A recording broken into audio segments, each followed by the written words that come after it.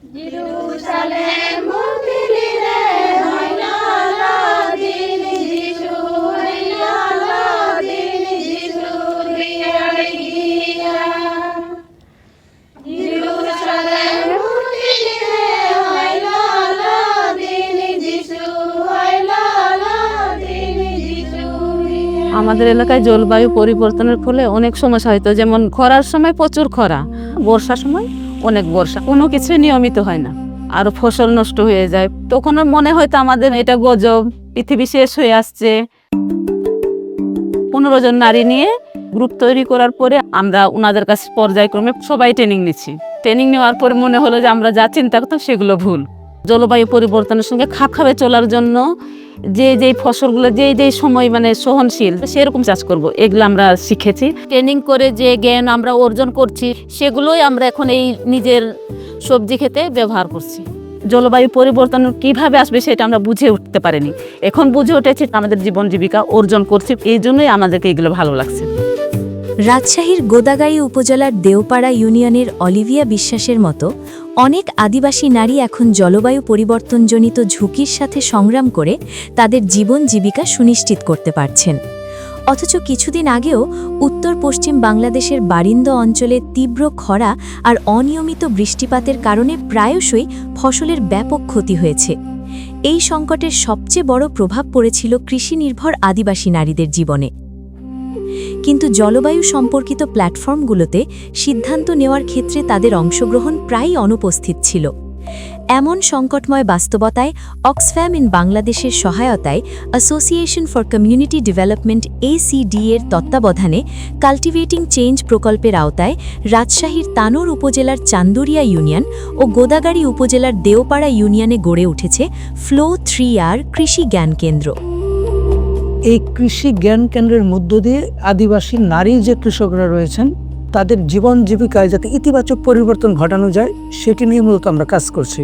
জলবায়ুর পরিবর্তনের কারণে যে সংকটগুলো আমাদের হচ্ছে, বিশেষ করে চাষাবাদের ক্ষেত্রে, সেটা যাতে আমাদের আদিবাসী নারী কৃষকরা সহজে বুঝতে পারে।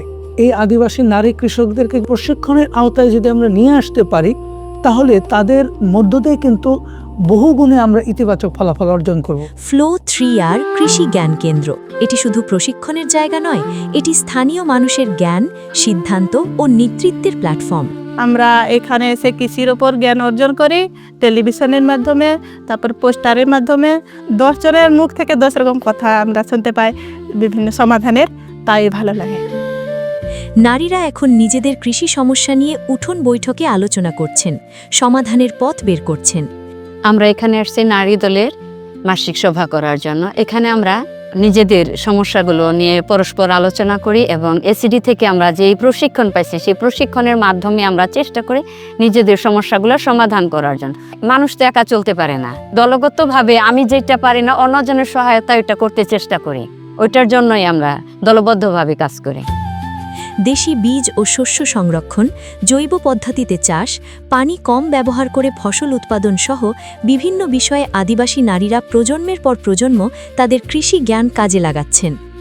ট্রেনিং করছি, অনেক কিছু শিখেছি, তারপরেও জলবায়ু পরিবর্তনের ক্ষতি কাটানোর জন্য আমাদের অনেক কিছুই আছে যেগুলো আমরা প্রতিনিয়ত ব্যবহার করে থাকি, এখনও ব্যবহার করছি। যেমন এই যে আমার মাটির এই গোলার মধ্যে আমরা ধান সংগ্রহ করে থাকি আর ভেতরে ঢালে রাখি, আর যখন কোনো পোকামাকড় যেন না লাগে এই জন্য এই নিমের পাতা ব্যবহার করতে। এই নিম পাতা দিয়ে কীটনাশক তৈরি করব, সবজিতে স্প্রে করি বালাইনাশক হিসাবে। আগে থেকে তো জানতাম না, প্রশিক্ষণ আমি জানতে পেরেছি। এই ধানটাকে বাঁচছি বিছন করার জন্য, এটা কৃষি ট্রেনিং এ বীজ রোপণ করা শিখাইলো আমাদেরকে, যেগুলা ভালো সেগুলাকে আলাদা করে বীজ রোপণ করতে হবে। ট্রেনিং করালো তখন ওখান থেকে শিখলাম যে সার কীটনাশক ছাড়া কীভাবে বালাইনাশক দিয়ে এগুলো চাষ করতে হয়। তো ওখান থেকে আমার মনে উদ্বুদ্ধ জাগলো যে আমি একবার করে দেখি। এখন এখানে আবাদ করে পুষ্টিকর খাবারও খেতে পাচ্ছে, সংসারের খরচও বেঁচে যাচ্ছে। সবজির উপরে তো কম পানি দেওয়া হচ্ছে আর ধানের জমিতে বেশি, এই কারণে এই যে লটকানো সবজিগুলোই করছি বেশি। আদিবাসী নারী কৃষকদের যে জ্ঞান তারা কিন্তু প্রচুর জানে, শুধুমাত্র পদ্ধতিগতভাবে যদি তাদেরকে একটু আমরা ট্র্যাকে রাখতে পারি তাহলে তাদের কাছ থেকে অফুরন্ত সম্ভাবনা বের করে নিয়ে আসতে পারবো। অর্গানিক ওয়েতে তারা সবজি চাষাবাদ করছে, এটাকে যাতে আমরা সাধারণ মানুষের কাছে পৌঁছে দিতে পারি, তার জন্য যে একটা সাপ্লাই চেইনের যে ব্যাপারটা রয়েছে, এই কাজটা আমরা করছি। ফ্লো 3R জ্ঞান কেন্দ্র নারীদের শুধু মাঠে নয়, নীতি ও অ্যাডভোকেসির জায়গাতেও পৌঁছে দিচ্ছে। আদিবাসী নারীদেরকে সামনে নিয়ে আসছে, নেতৃত্ব তৈরি করছে, আমাদের অধিকারগুলো চাইতে পারছে। এই যে লিঙ্কটা করে দিচ্ছে, এটা একটা ভালো উদ্যোগ। আমাদের পাশাপাশি আমরা কৃষি বিভাগ থেকে এই আদিবাসীদেরকে বিভিন্ন ধরনের সহযোগিতা করছি। ওদের যে প্রযুক্তিগুলো নিঃসন্দেহে ভালো, আধুনিকায়ন কীভাবে করা যায় সেভাবে আমরা চেষ্টা অব্যাহত রাখছি। তো আমরা এই আদিবাসীদেরকে বেশি প্রায়োরিটি দিয়ে কাজ করি। কৃষি উন্নয়নের সবচেয়ে আমাদের এখানে তাদের ভূমিকা অত্যন্ত গুরুত্বপূর্ণ। প্লেনল্যান্ড আদিবাসীদের সমস্যাটা একদম ভিন্নতর, এদেরকেও অ্যাড্রেস করতে হবে একদম আলাদাভাবে। এদের জন্য আলাদা নীতিমালা দরকার, এদের পড়াশোনার ক্ষেত্রটা আলাদা দরকার, তাদের যে ভাষা আছে সেই ভাষাটাকে ধরে রাখার জন্য কাজ করা দরকার। ইনফরমেশনের মাধ্যমে নলেজ গেনটা যেটা করেছে সেটা তারা কাজে লাগিয়ে কাজ শুরু করেছে। এখন আমরা যদি আস্তে আস্তে কাজটাকে এগিয়ে নিতে চাই, আরও উদ্যোক্তা তৈরি করতে পারি, উদ্যোক্তার সঙ্গে মার্কেটিংটা করতে পারি এবং কন্ট্রোল ওভার রিসোর্সেস, এই বিষয়টাই এখন কাজ করা দরকার আদিবাসী নারীদের সঙ্গে। বাংলাদেশ মজ বাহাতে পেরে আকা সাজাওয়া কান্দারি নারী হইতে দালাই দালাই সাজাওয়া লোকালি লেড অ্যাডাপ্টেশন মানে নিজেদের সমস্যা নিজেদের সমাধান। বাংলাদেশ মজ তানোর ও গোদাগাড়ির আদিবাসী নারীরা দেখাচ্ছেন নিজেদের জ্ঞানেই জলবায়ু সহনশীল ভবিষ্যৎ গড়া সম্ভব।